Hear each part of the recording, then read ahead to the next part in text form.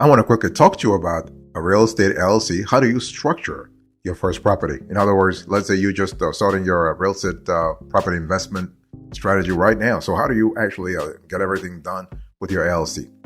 So here's the overview I want you to pay attention to. So when we talk about real estate LLC, how do you structure your first property? You really need to understand that real estate is a sector that's constantly changing. Okay, real estate market and the markets and the overall economy move through normal, predictable up and down cycles. So knowing this helps you to understand how, when, and where to invest in property. And so the longer you hold investment property, the more profitable it will typically be. Now that's actually due partly because you have real estate cycles and also due to the long-term effect of property appreciation. And one thing that's very important to understand is that real estate is not liquid. It can easily take months to sell in order to make a profit. Okay, so don't expect your real estate LLC to generate like sizable cash inflows all the time. And buying investment property takes time. You'll need to commit to researching individual real estate markets and understanding how to use different financial formulas to help predict the potential performance of a rental property. So what we're talking about here is what I want you to think about having a combo of qualitative and quantitative skills. Okay, so you need to really plan ahead before you invest. You got to think about potential risk. First of all, you have negative cash flow due to overestimating the fair market value of the rent that you can charge. You'll have also unexpected major repair bills, and you also have to think about a vacancy rate that is higher than planned. Everything can happen in this industry, especially when we talk about the vacancy rate higher than planned. Sometimes due to local market conditions, it can take longer than expected to find a qualified tenant. In the meantime, items like landscaping, property taxes, and the mortgage still need to be paid anyway, right? So when you put together a pro forma financial statement on your first investment property, you need to try something called stress testing. So you need to try stress testing it by experimenting with different vacancy rates. And so creating different vacancy scenarios will give you a good idea of how much cash you will need to hold in reserve if the property sits vacant longer than expected. Boss, welcome back to the show. It's really a pleasure to have you here. Make yourself comfortable. You are going to enjoy today's conversation.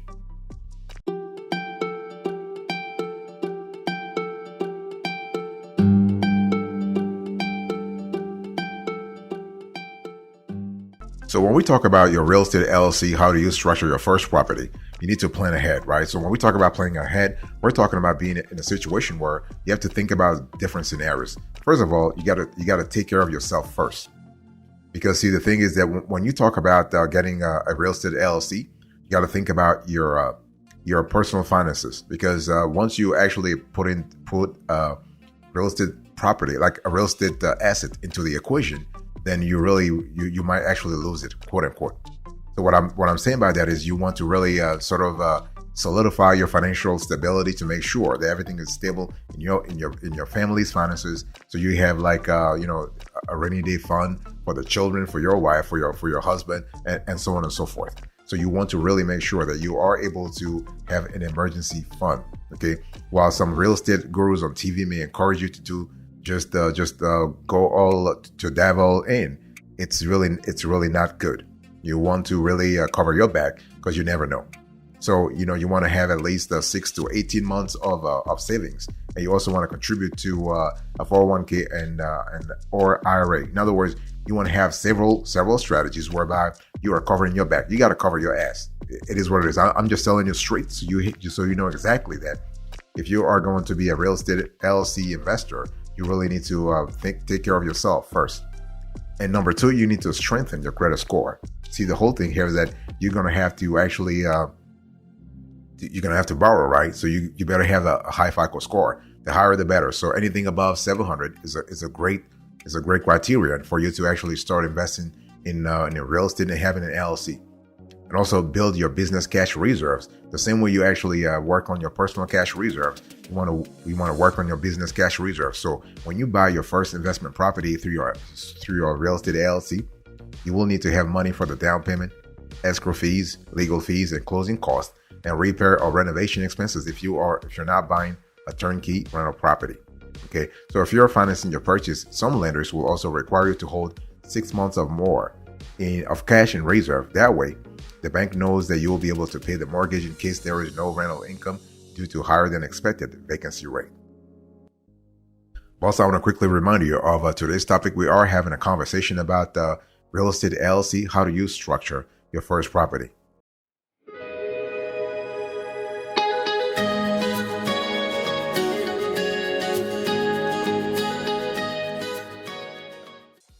Now, let me actually get into the nitty gritty here. So let's talk about the steps, okay? So first thing first, you need to ask yourself if you really want to be a landlord. See, for you to actually get into your real estate LLC and structuring your first property, ask yourself, you need to really have a clear idea about the responsibilities of a landlord, and ask yourself whether or not that profile corresponds to your personality. Attempting to manage an investment property on your own takes a surprising amount of time and money. And I'm not even talking about energy and resources, okay? The most successful real estate investors hire a professional property manager to oversee the daily daily details of each property, right? And some even go as far as having a series LLC. In other words, you have an umbrella LLC, and then you have several child LLCs underneath that umbrella. So if being a landlord is not for you, you can always invest in real estate indirectly through a joint venture, crowdfund, or a REIT, so a real estate investment trust. So very first thing, you need to ask yourself if you really want to be landlord. Number two, you need to get rid of high interest personal debt. This goes back to what I told you earlier about actually beefing up your FICO score a little bit. And so things like credit cards, medical bills, and auto loans can take a surprisingly big bite out of your personal cash flow.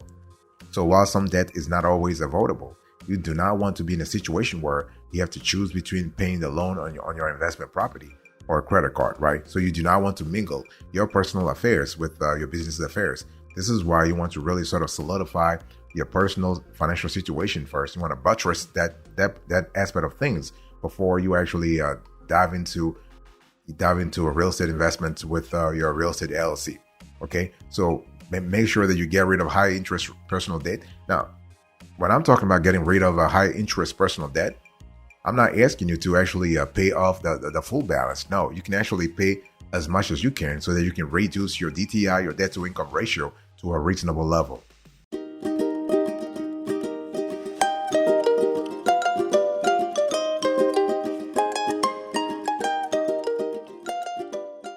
Next thing you want to do, if you are basically want to structure your first property for like within a real estate LLC, you need to save for your down payment. And basically, lenders usually require a bigger down payment for an investment property. So usually you probably have heard the amount such as 10%. This is not 10%. With investment property, you can actually, like lenders want to make sure you have skin in the game, because if you are going to just put down 10% and get an investment property, it's not worth it for them. So they might want you to have like 25%. And we've seen cases where even 30% is not really that rare. So see, there are a couple of advantages to putting more money down anyway. First of all, you'll receive a better interest rate and loan terms because the lender sees that you have skin in the game, right? Number two, you will have more free cash flow due to a lower mortgage payments. And in most cases, using a conservative LTV ratio, loan to value of 75% by making a 25% down payment gives you enough equity and cash flow to generate a healthy and safe return on your investment. So always you want to target an LTV of 75, or even in some cases an LTV of 70%. So number three, if you want to structure your first property, you want to save for your down payment. And also now you also need to think about the other part, which is to build up your cash reserves. So in addition to your down payments and closing costs, you will also need to hold cash in reserve for unexpected repairs or reduced rental income due to higher than normal vacancy rate. And the thing here is that you can actually build up your reserve account over time by contributing a fixed percentage of the cash flow each month into a special capital reserve account. Okay, that way you basically and the whole thing is that you really want to forget about that special capital reserve account, because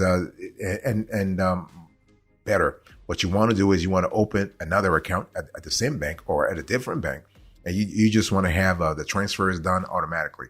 Do not do them manually, because if you have to involve yourself, there are times where you might not be, you might forget, or there are times where you might think like, your emotions will be in the way, and will actually prevent you from doing the right thing. So make it automatic.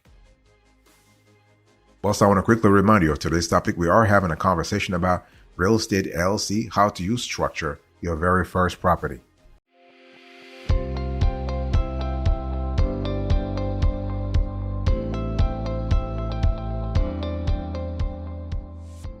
The next thing you want to do here is to actually consider long distance real estate investing.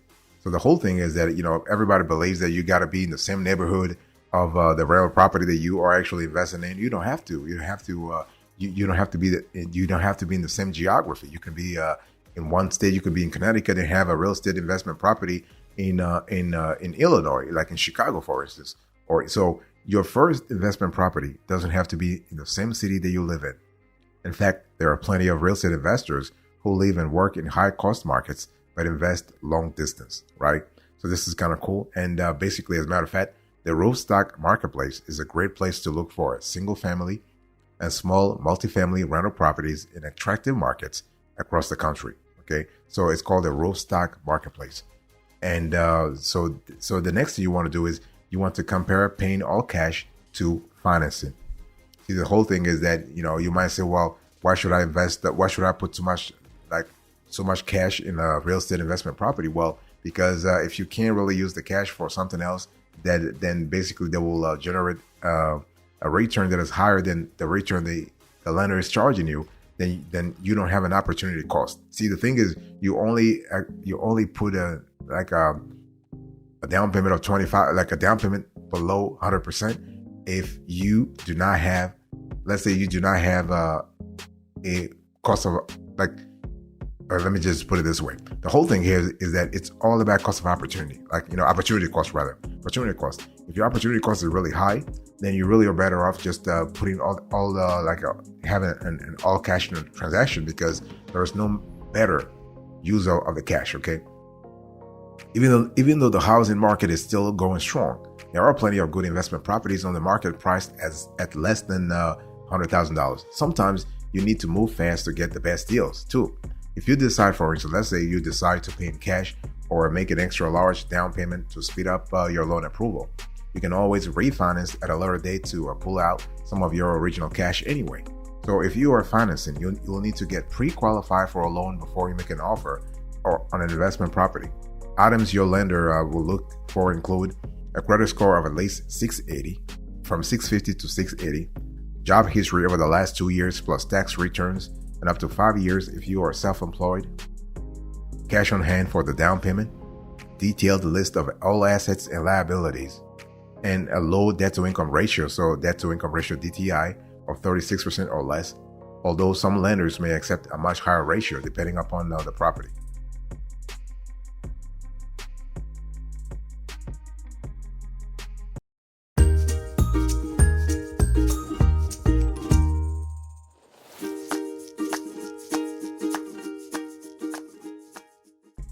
Next, you want to really develop your local real estate team. And the thing is that you got to have a team anyway, because if you are going to do this professionally, whether you are in the same geography or in a different geography, you still need to have a local team anyway. Okay. So funding and buying your first investment property is much different from buying your own home. You will need to develop a real estate team made up of all professionals who understand how income property works. Key members of your local real estate team can include a real estate agent who works with investors, a local lender, an attorney, and a good property management company with an established network of cost-effective service professionals. And the thing is that you first got to you have to cultivate those relationships way before you actually invest in your very first property.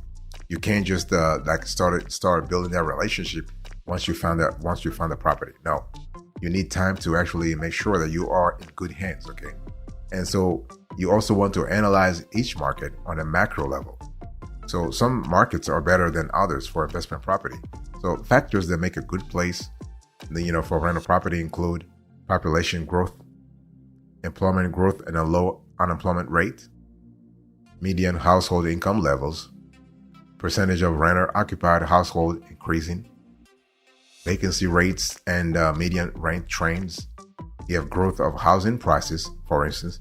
You have neighborhood rating, school rankings, and the crime rate. So you can see the whole thing is if you are going to attract young families, you really want to make sure the crime rate is really, really low, and you have great school rankings as well. Okay, and it's really important to understand that when you analyze each market on a macro level, you also do not forget the micro level. So you have to analyze the market not only at that macro level with an A, but also at that micro level with an I, right? So that way you actually can cover both sides of the equation and have a clear idea what's really happening, not only macro-wise, but also micro-wise. So you are clear about the trends that are happening globally, but also locally. So this is what it is.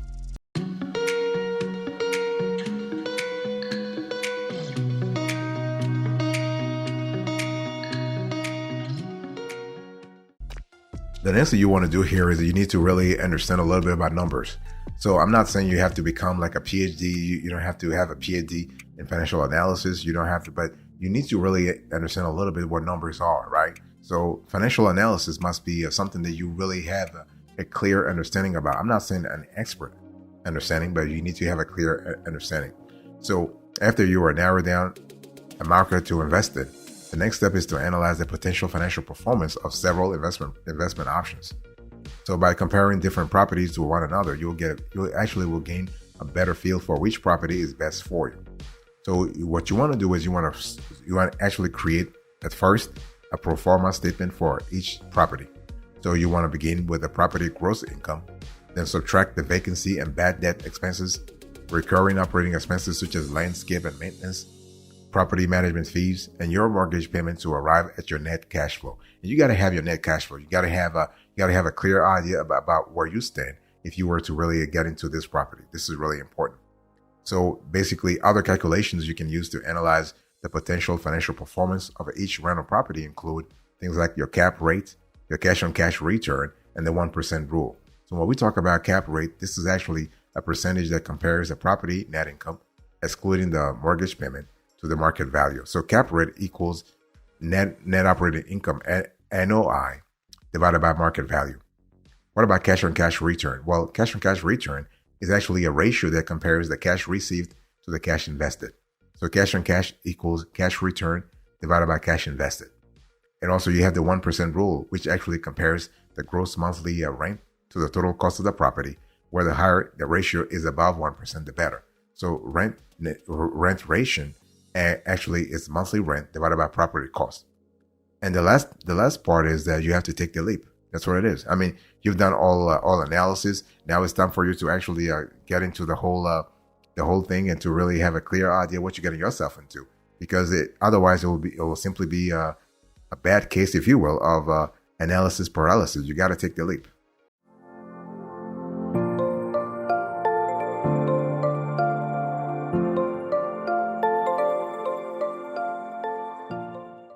Let me give you a few final pro tips when it comes to your real estate LLC. How do you structure your very first property? Okay, there are almost several benefits to owning investment property. So tenant rents pay for your operating expenses and mortgage, with any remaining cash flow let over as profits, right? And property depreciation can be used to reduce your amount of taxable net income, sometimes even to zero, even though you actually earn a cash profit. So investment real estate is also a great way to diversify your investments, save for retirement with a self-directed IRA for real estate, and build your wealth over the long run, right? Of course, each advantage comes with potential drawbacks as well. So in order to actually make your very first investment property as profitable as possible, you want to you got to really take care of a few things. First of all, be sure to accurately calculate repairs and ownership costs, property values, and fair market rents. Very important. You got to do research, and it doesn't even hurt to actually ask a local expert to kind of give you the numbers. You want to focus on cash flow first and appreciation second, unless you are invested in cash cow rental real estate with your LLC. You need to understand that ongoing ownership costs include not just your mortgage, but also expenses such as leasing and property management, recurring repairs and landscaping, and property and rental taxes. You want to avoid getting emotional. When you're buying your own home, it's all right to care about things like paint color and carpeting, but always remember that investment real estate is strictly a numbers game. Strictly a numbers game. I want to insist on that. It's not about emotion. It's not about actually, no, putting feelings into this equation. No, it's a numbers game. So remember that turnkey single-family houses and small multifamily property are already rented to qualified tenants. So your cash begins flowing the day you close escrow. So it's one of those things where you got to ask yourself what amount of risk you are willing to take when it comes to your real estate LLC, especially when it comes to structuring your very first property. Obviously, those turnkey single-family houses and small multifamily property are basically a little more expensive than those properties that are not rented. It's just, again, it's a numbers game. It's business.